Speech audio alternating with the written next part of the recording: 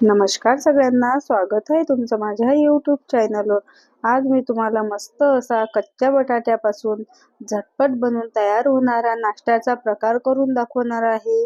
हा नाश्ता मस्त असा बनवून तयार होतो.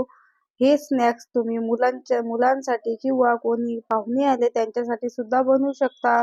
बाहेरून अगदी कुरकुरीत आणि आतून अगदी सॉफ्ट हा नाश्ता बनून तयार होतो. तुम्हाला सुद्धा खूप आवडेल. तुम्ही तुमच्या घरी ही रेसिपी एकदा नक्की ट्राय करून बघा.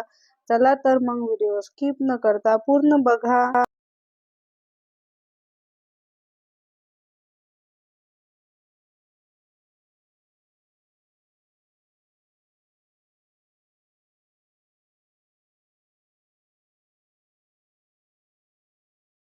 इथे मी सर्वात आधी 4 उकडलेले बटाटे घेतलेले आहे. तुम्हाला जर कमी प्रमाणात बनवायचं असेल तर तुम्ही ते 2 बटाटे सुद्धा घेऊ शकता. हे बटाटे मी लगेच उकळून वापरलेले आहे. फ्रीजमधले आपल्याला बटाटे ठेवलेले अजिबात वापरायचे नाही. फ्रीजमधले जर बटाटे वापरले तर आपल्या या नाश्त्याला जे आहे चिकट म्हणजे पाणी सुटते आपण जेव्हा ते बाइंडिंग येत नाही व्यवस्थित. म्हणून आपल्याला लगेच उकळल्या बटाटे थंड करून लगेचच घ्यायचे आहे. हे बटाटे मी आता मस्त असे मॅश करून घेणार आहे. मॅशरनी आपल्याला छान असे बटाटे मॅश करून घ्यायचे आहे. त्याच्यामध्ये गुठळ्या अजिबात राहायला नको.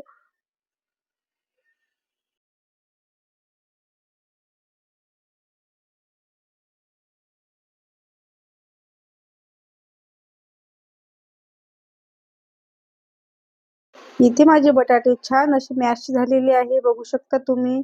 त्यानंतर यामध्ये सर्वात आधी मी मिरेपूड टाकून घेणार आहे. अगदी अर्धा चमचा इथे मी मिरेपूड घेतलेली आहे. त्यानंतर चमचाभर इथे चिली फ्लेक्स टाकून घेणार आहे.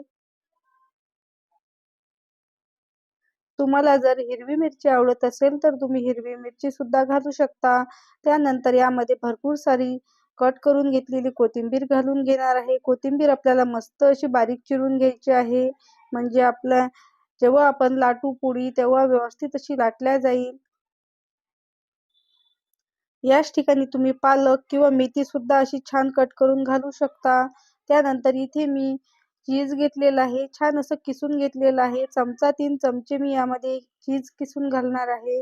त्यानंतर यामध्ये चवीनुसार मीठ घालून घ्यायचं आहे आणि 2 चमचे भरून मी इथे तांदळाचं पीठ घालून घेणार आहे. तुम्ही चमचा बघू शकता, हलकासा मोठा आहे माझा चमचा. आणि त्यानंतर 2 चमचे भरून कॉर्नफ्लॉवर घालून घेणार आहे. कॉर्नफ्लॉवर सुद्धा त्याच चमच्याने मी 2 चमचे घालून घेणार आहे. इथे मी 4 चमचे पीठ घालून घेतलेलं आहे आणि त्यानंतर आपल्याला हे सर्व हाताने मस्त असं मिक्स करून घ्यायचं आहे.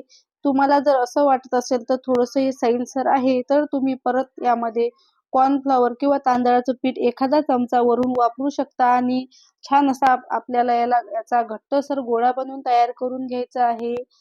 जसा आपण चपातीसाठी मळतो तसाच गोळा मळून तयार करून घ्यायचा आहे. बघू शकता तुम्ही, इथे माझा छान असा गोळा मळून तयार झालेला आहे.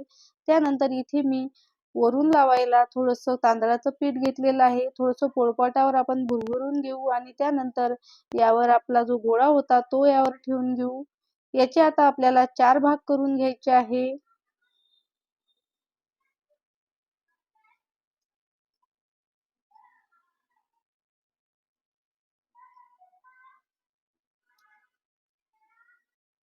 यामधले मी आता 3 भाग बाजूला काढून ठेवणार आहे आणि यामधला आपल्याला एक भाग घ्यायचा आहे आणि छान त्याचा असा गोल गोळा करून घ्यायचा आहे. याची आता आपल्याला छान अशी पोळी लाटून घ्यायची आहे. थोडं तांदळाचं पीठ भुरभुरून आपल्याला मस्त अशी पोळी लाटून घ्यायची आहे. बघू शकता तुम्ही, इथे माझी पोळी लाटून तयार झालेली आहे. खूप जास्त जाड सुद्धा नाही आणि खूप जास्त पातळ सुद्धा मी इथे लाटलेली नाही आहे. हे आता आपल्याला मस्त असं चाकूने चौकोन कट करून घ्यायचं आहे.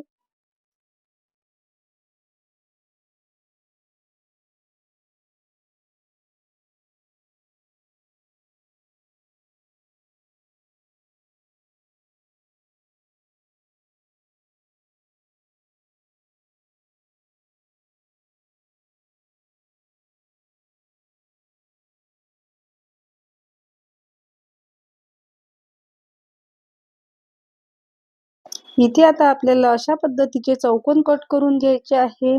तुम्ही याच ठिकाणी तुमच्या आवडीचे याला आकार देऊ शकता. बघू शकता तुम्ही मस्त असे आपले इथे चौकोन कट करून झालेले आहे. त्यानंतर थोडंसं आपण पीठ भुरभुरून हे मस्त असे एका डिशमध्ये काढून ठेवणार आहोत. इथे आता आपल्याला लगेच एकीकडे तेल सुद्धा गरम करायला ठेवायचं आहे. इथे मी एका पॅनमध्ये तेल गरम करून घेतलेलं आहे आणि त्यामध्ये हे सर्व आपल्याला सोडून घ्यायचे आहे. तेल आपल्याला इथे मध्यम गरम करून घ्यायचं आहे. तुम्हाला जर अशा पद्धतीचं तेलामध्ये तळायचे नसतील तर तुम्ही शॅलो फ्राय सुद्धा करू शकता. म्हणजे अगदी 2 ते 3 चमचे तेल टाकून सुद्धा तुम्ही हे असे तळून घेऊ शकता. हे सर्व आपल्याला मीडियम गॅसवर मस्त असे तळून घ्यायचे आहे एका साईडने.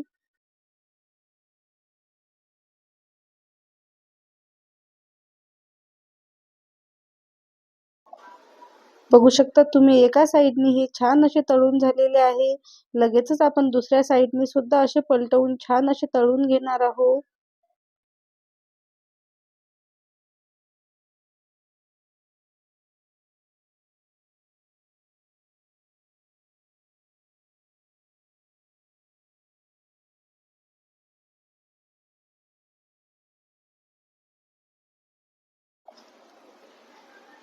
इथे आता आपली दुसरी साईड सुद्धा मस्त अशी तळून तयार झालेली आहे. इतपत रंग आला की लगेचच आपण हे काढून घेऊ.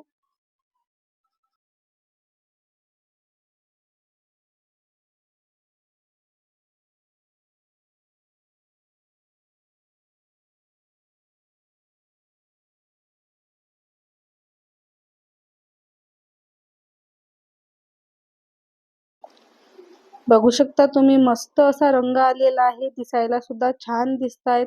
तितकेच हे चवीला सुद्धा छान झालेले होते. अशाच प्रकारे मी ते सर्व तळून घेणार आहे. बघू शकता तुम्ही मस्त असे वरून कुरकुरीत असे बनून तयार झालेला आहे आपला नाश्ता. तुम्हाला जर माझी आजची ही रेसिपी आवडली असेल तर एक लाईक नक्की करा आणि कमेंट करून नक्की सांगा कशी झाली तर रेसिपी.